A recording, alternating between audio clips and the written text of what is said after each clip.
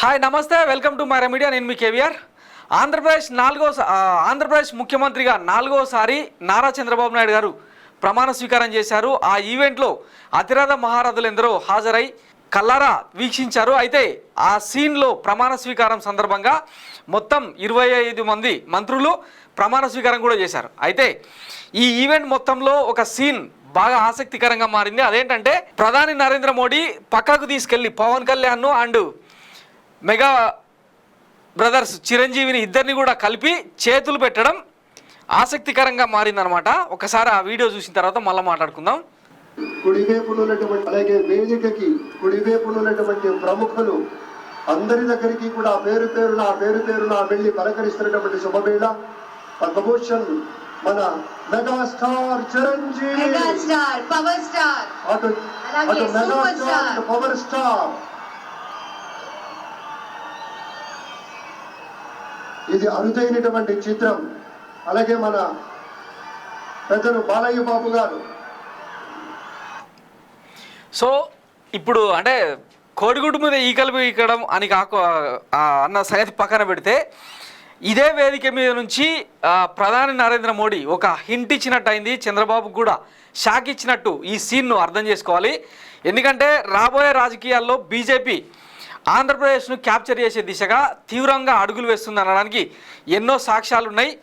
ఇప్పటికే అంటే కొన్ని చోట్ల రథాల్ని కాల్చడం, గుళ్ళను కూల్చివేయడం లాంటి ఘటనలు హైలైట్ చేస్తూ బీజేపీ తెర వెనుక రాజకీయం నడిపించింది గతంలో. వాళ్ళు అంటే గతంలో నేను చాలాసార్లు చెప్పినా కదా, వేలుపేట సంధిస్తే కాలు పెట్టడానికి ప్రయత్నిస్తారు. దానికి బెస్ట్ ఎగ్జాంపుల్ ఒడిషా. గత ఎన్నికల్లో స్థానిక సంస్థలను పెద్ద ఎత్తున గెలుచుకున్న బీజేపీ ఈరోజు ప్రభుత్వాన్ని ఏర్పాటు చేసింది. సో అట్లనే సౌత్ ఇండియా మీద ఫోకస్ చేసిన బీజేపీ ఇప్పటికే తెలంగాణ మీద పెద్ద ఎత్తున ఫోకస్ చేసింది. అలాగే వచ్చే ఎన్నికల నాటికి ఆంధ్రప్రదేశ్లో కూడా బలోపేతం కావాలని తీవ్రంగా ప్రయత్నిస్తుంది.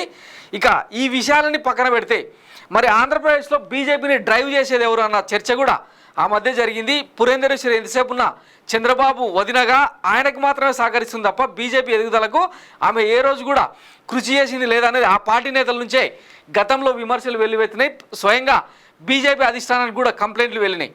సో వీటన్నిటిని పక్కన పెడితే వచ్చే ఎన్నికల్లో కాపు సామాజిక వర్గాన్ని ముందు పెట్టి బీజేపీ రాజకీయాలు చేయాలన్నది వాళ్ళ ఎత్తుగడగా కనిపిస్తుంది. అందులో భాగంగానే చంద్రబాబు సమక్షంలోనే ఇతరుల సమక్షంలోనే ప్రధాని నరేంద్ర మోడీ ఈ సీన్కు తెరదీసినట్టు అర్థం చేసుకోవాలని చెప్పి రాజకీయ విశ్లేషకులు చెప్తా ఉన్నారన్నమాట. అలాగే వేదికకి కుడివైపునున్నటువంటి ప్రముఖులు అందరి దగ్గరికి కూడా పేరు పేరున వెళ్ళి పలకరిస్తున్నటువంటి శుభవేళ. పద్మభూషణ్ మన megastar Chiranjeevi, power star. So దీన్ని ఎలా అర్థం చేసుకోవాలంటే ఎక్కడికక్కడ బీజేపీది ఎట్లా ఉంటుందంటే విద్వేష రాజకీయాలు, విషపూరిత రాజకీయాలకు అది కేర్ ఆఫ్ అడ్రస్ అనమాట. ఇప్పటికే మహారాష్ట్రలో కనుక చూస్తే అటు షిండే వర్గాన్ని, శివసేన వర్గాన్ని చీల్చి చెండాడినరు. అలాగే ఎన్సీపీలో చీలికలు తెచ్చి శరద్ పవార్ పార్టీని చీలికలు పేలుగా చేసిండ్రు. అయితే ఇవన్నింటినీ గుర్తించిన మరాఠా ప్రజలు బీజేపీకి వాదలు తేలేలా కొట్టేశారనమాట. మొత్తం 48 స్థానాలున్న మహారాష్ట్ర పార్లమెంట్ స్థానాల్లో కేవలం 12 సీట్లకు మాత్రమే బీజేపీ పరిమితమైంది. దానికి నైతిక బాధ్యత వహిస్తూ దేవేంద్ర ఫడ్నవీస్ రాజీనామా కూడా చేశారనమాట.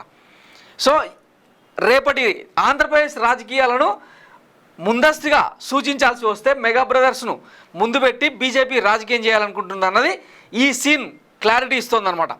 సో ఇది ఒక రకంగా చంద్రబాబుకు కూడా షాకింగ్ లాంటి అంశమే.